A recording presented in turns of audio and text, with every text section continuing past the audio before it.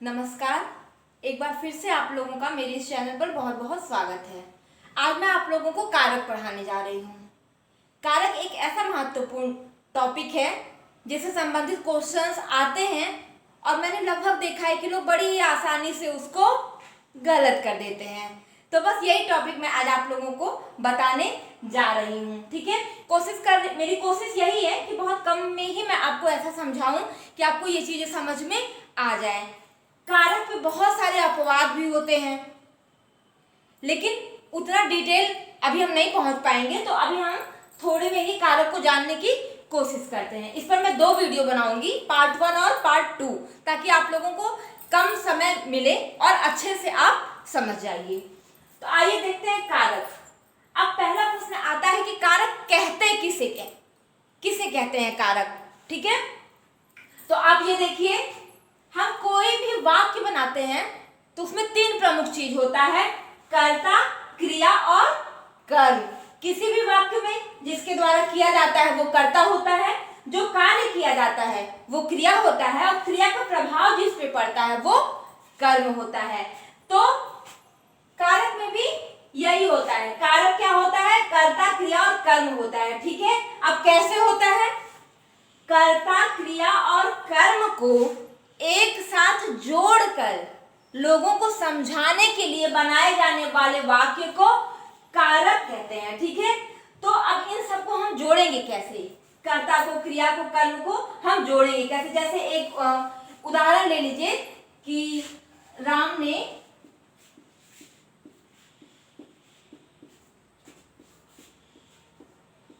रावण को मारा। ठीक है, अब इसमें कर्ता कौन है? किसके द्वारा कार्य किया जा रहा है? राम के द्वारा। ठीक है, राम के द्वारा कार्य किया जा रहा है। ठीक है, क्या किया जा रहा है? मारने का काम किया जा रहा है, और मारने का प्रभाव किस पे पड़ रहा है? रावण पर पड़ रहा है। तो राम कर्ता हो गया, मारा क्रिया हो गया, और रावण क्या हो गया? वो कर्म हो गया। ठीक है, अब देखिए, ने और के को हम हटा दें, कर्ता भी है, क्रिया भी है और कर्म भी है, लेकिन वाक्य स्पष्ट नहीं है कि व्यक्ति कहना क्या चाह रहा है, हम लोगों को क्या बताना चाह रहा है। तो ठीक है, तो अब इन तीनों का आपस में संबंध बनाने के लिए हम कुछ चिन्हों का प्रयोग करेंगे। जैसे किसने रावण को मारा? राम ने। ठीक है, राम ने किसको मारा? रावण को। तो हमने ये दो चिन्हों का प्रयोग किया है। ठीक है, इन 2 चिन्हों का प्रयोग किया गया है, तो यही 2 चिन्ह हमारे क्या है? कारक चिन्ह है। कारक किसे कहते हैं? कर्ता, क्रिया और कर्म से संबंध को जो जोड़ता है वो कारक है, और चिन्ह है जिन चिन्हों को हम जोड़ने के लिए जिनकी हम सहायता लेते हैं। ठीक है, वो कारक चिन्ह हो गया। ठीक है, अब हम सबसे पहले एक बार पढ़ लेंगे कि कितने कारक होते हैं और उनके कौन कौन से चिन्ह होते हैं। तो हमारा पहला कारक कौन सा होता है? कर्ता कारक। ठीक है, कर्ता कारक। कर्ता कारक का चिन्ह क्या होता है? ने। कर्ता ने, राम ने। किसने? कर्ता ने। जैसे राम कर्ता हो गए तो राम ने। कर्म को, किसको? कर्म को। रावण क्या हो गया? कर्म हो गया, तो कर्म को। ठीक है, करण से द्वारा। ठीक है, करण में क्या होता है? इसके द्वारा जोड़ा जाता है। जैसे मैं साइकिल से विद्यालय गई, से आ गया, साइकिल से विद्यालय गई, तो साइकिल के द्वारा विद्यालय गई, मतलब अगर साइकिल नहीं होता तो मैं विद्यालय नहीं जा पाती। तो इस तरीके का ये जो चिन्ह का प्रयोग हुआ है, से या द्वारा, ये करण का चिन्ह है। ठीक है, दूसरा हो गया कर्म, तीसरा हो गया करण, चौथा हो गया संप्रदान कारक। संप्रदान में क्या होता है? को के लिए। ठीक है, अपादान से या अलग होने के अर्थ में। ठीक है, अलग होने के अर्थ में। जैसे पेड़ से पत्ते गिरते हैं, अब पेड़ से जो पत्ते गिर रहे हैं वो पेड़ से पत्ते तो अलग हो गए ना, अब वापस तो जोड़ नहीं पाएंगे, तो ये पूरी तरीके से उससे अलग हो गया। फिर संबंध का, के, की, रा, रे, री, ये सब जोड़ करके जब संबंध बताया जाए तो वहां पे संबंध कारक होगा। उसके बाद है अधिकरण। अधिकरण होता है में और पर। संबोधन अरे हो, ठीक है। अबे, कभी कभी ना अबे जैसे भी शब्द हो जाते हैं तो वो संबोधन कारक होता है, ठीक है। अब इसके बारे में हम एक एक कारक को डिटेल से पढ़ेंगे। अभी हम लोगों ने कारक चिन्हों को, सारे कारक चिन्हों को देख लिया है एक बार। अब हम पढ़ेंगे पहला कर्ता कारक, ठीक है। कर्ता कारक, कर्ता का चिन्ह हम लोगों ने क्या पढ़ा था, अभी पढ़ा था ना, कर्ता ने कर्म को करण से, ठीक है। तो कर्ता कारक का चिन्ह क्या है, ने।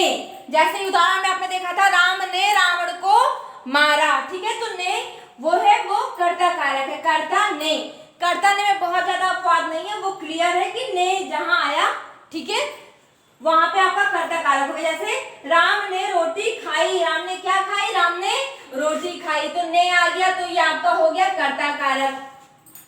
पर ये ध्यान दीजिएगा, कभी कभी ने प्रत्यक्ष रूप से आता है और कभी कभी अप्रत्यक्ष रूप से आता है। ने चिन्ह नहीं लगा होता है, हमें केवल भाव को समझना होता है। जैसे बालक पुस्तक पढ़ा, किसने पुस्तक पढ़ा, बालक ने पुस्तक पढ़ा, तो यहाँ पे ने क्या है, वो छुप गया है, अप्रत्यक्ष रूप से है। बस हम इसका भाव निकाल करके, हम इसके अर्थ को समझ करके वहां पे उस चिन्ह को लगा देंगे।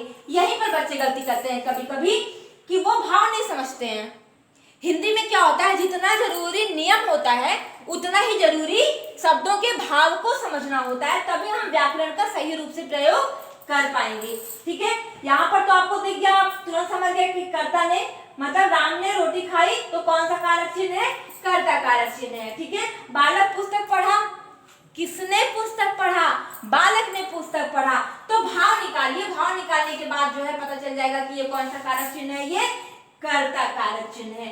उसके बाद ममता ने सब्जी काटी, किसने सब्जी काटी, ममता ने काटी, ममता सब्जी काट रही है, तो कौन सब्जी काट रही, किसके द्वारा सब्जी काटी जा रही है, ममता के द्वारा सब्जी काटी जा रही है, ठीक है। तो ममता ने सब्जी काटी, किसने सब्जी काटी, ममता ने सब्जी काटी, ठीक है। अब जो दूसरा कारक अभी हमने पढ़ा कर्ता कारक, कर्ता का चिन्ह कर्ता ने, वो बहुत ही साधारण है, उसमें किसी भी प्रकार का कोई डिस्कशन नहीं है, किसी भी प्रकार का कोई अपवाद नहीं, किसी भी प्रकार की कोई गलती बच्चों के द्वारा नहीं होती है। लेकिन अब जो एग्जाम्स में आते हैं वो अक्सर आते हैं कर्म कारक से, क्योंकि इसमें बहुत सारे अपवाद हैं, ठीक है। तो सबसे पहले आपको कर्म कारक के चिन्ह को याद करना होगा।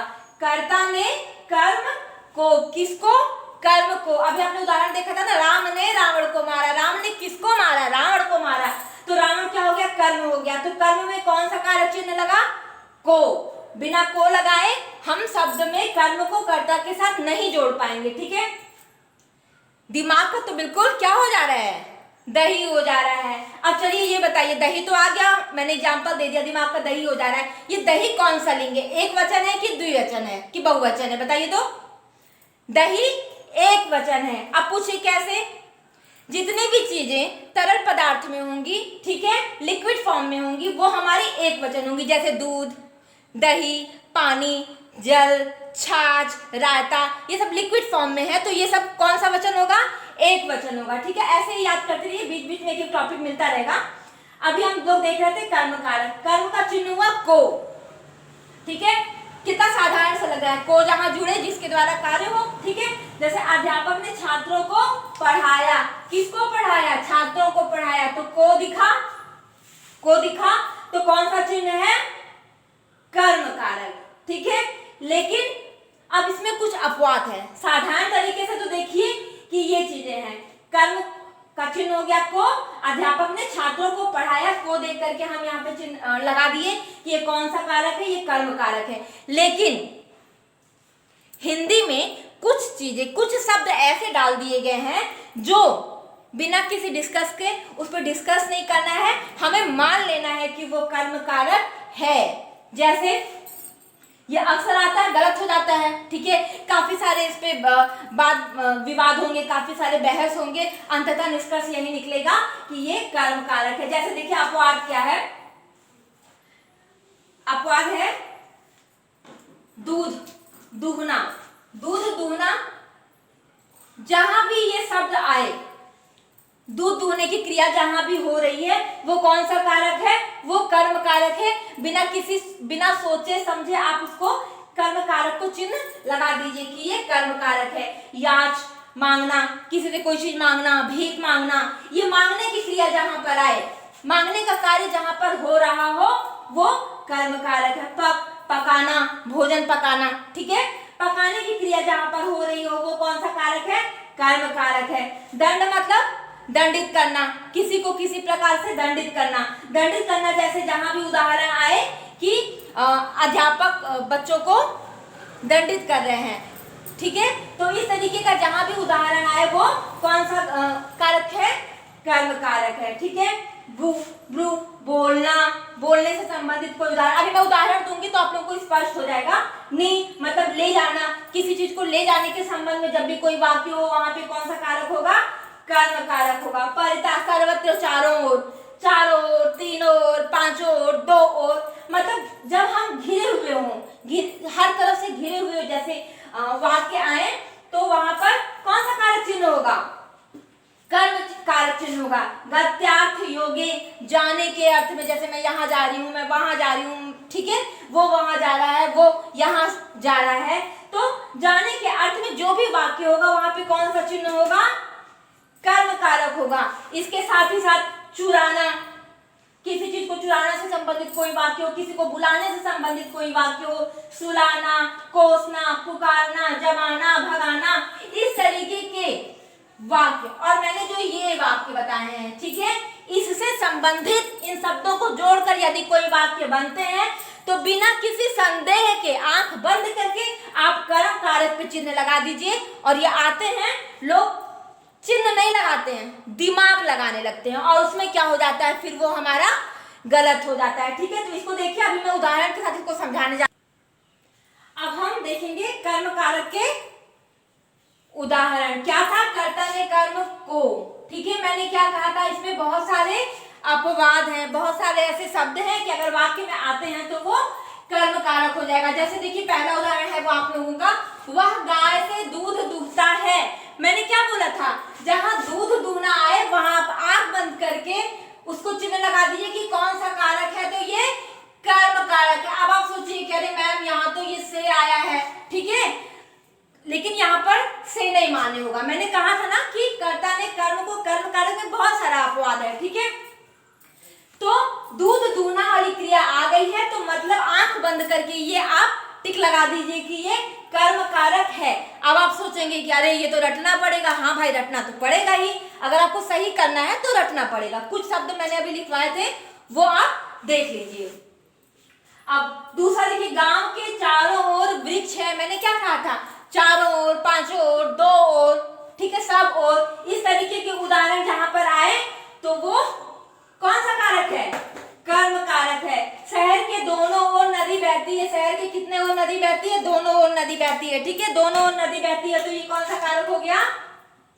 कर्म कारक हो गया। माँ खाना पकाती है। खाना पकाना मैंने अभी बताया था ना, ये शब्द जो है, ये शब्द जहां भी आए वो कर्म कारक है। तो माँ खाना पकाती है, क्या पकाती है? खाना पकाती है, तो कौन सा कारक है? कर्म कारक है। वह पौधों से फूल चुनता है।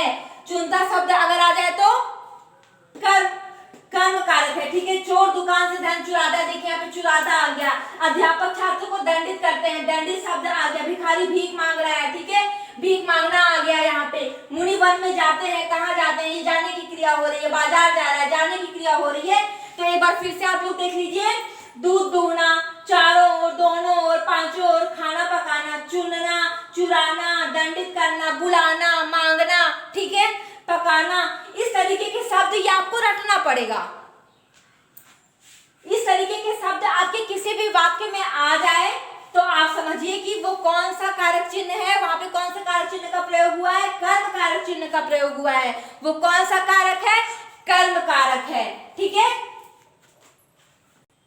ये आज मैंने आप लोगों को एक बार सारे कारक चिन्ह बताए हैं, ठीक है। कारक किसे कहते हैं, उसके चिन्ह क्या क्या होते हैं, शब्दों को वो कैसे जोड़ता है, कैसे वाक्य बनाता है, ये मैंने बताया है आपको अपने इस वीडियो में, ठीक है। तो मैंने आज आपको 2 कारक चिन्ह पढ़ाए हैं। ये मेरा पहला वीडियो था क्योंकि ऐसे तो बहुत लंबा हो जाएगा, आप लोग भी नहीं देख पाएंगे। तो अगर ये मेरा ये आज का ये जो 2 कारक मैंने आप लोगों को पढ़ाया है, अगर पसंद आया हो तो प्लीज मेरे चैनल को लाइक सब्सक्राइब कीजिए ताकि मैं और मोटिवेट हूँ और